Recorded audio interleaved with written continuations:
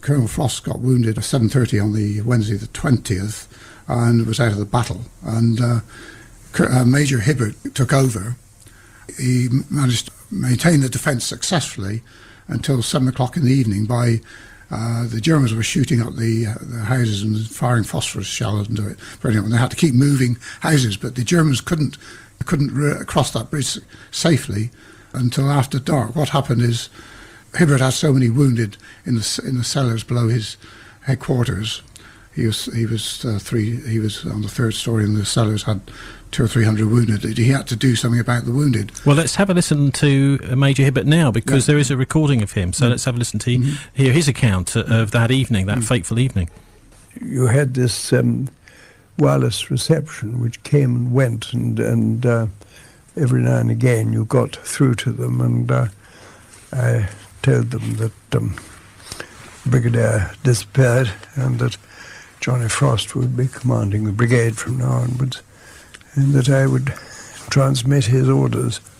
About half an hour after that, at somewhere about 10 o'clock, I managed to get Brigadier Lathbury on the wireless radio, and I told him that we'd got about 600 men on the bridge, and that we were holding the northern perimeter, and that we had removed the charges on the bridge, but that we'd failed to get any troops south of the river.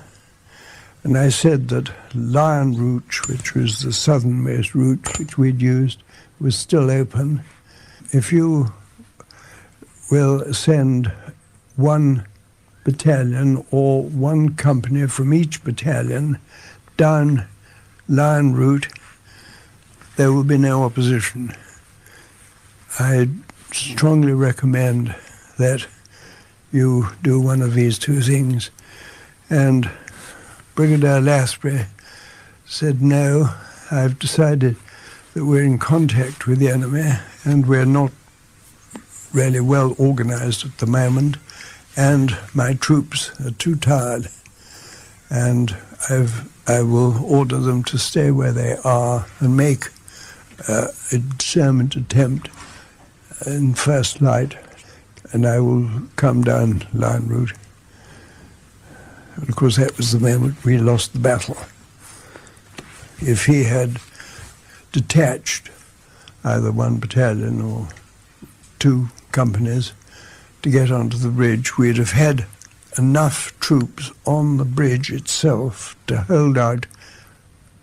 On the bridge, we were overrun on about 10 o'clock on Wednesday night, the 20th, and at the same time, the Lord Carrington, in his tanks, had just got across Nijmegen Bridge. If we'd had probably that extra company or two companies on the north end of the bridge, we could have held out for those extra 2 or 3 hours, which would have taken for our troops from the south to get up to us. That was Major Tony Hibbert there from the British 1st Airborne Division, who was actually at the bridge at Arnhem at that point and had been trying to coax his divisional commander to send a few more troops down and saying that the route was open much earlier in the battle. And so let's go back now to find out what transpired. And this is Sir Brian Urquhart, who was an intelligence officer in the army, helped plan Market Guard, and then after the war became Secretary General of the newly formed United Nations. I finally got sent away, I think, for a remark which turned out to be oddly prophetic, because our general, who was a very dashing figure called Boy Browning, said to Prince Bernhard of the Netherlands that the Allied forces were going to advance into Germany over a carpet of airborne troops. And I said to our Chief of Staff, I wonder if they're going to be alive or dead airborne troops. This didn't go well at all. So everybody decided then that they'd had enough, and I got sent away. I asked if I could stay just as an ordinary officer in the operation. They said no. So you will be court-martialed if you disobey orders. And everybody had enough trouble by that time, so I went. Well, the thing went very seriously wrong. And I then realized what I hadn't realized before, that these generals and great commanders and politicians who one so admired during the war were actually just like everybody else. They were vain, they were ambitious, they very often made extremely faulty judgments. I had not thought of that before. I had always thought they were kind of super people.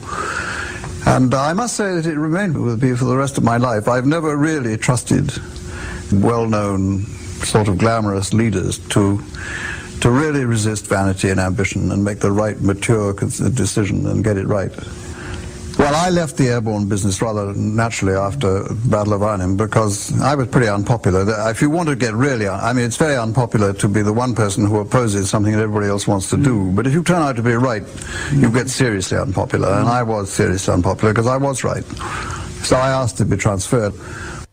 So that was a final comment there from Sir Brian Urquhart, who later became a Secretary General of NATO.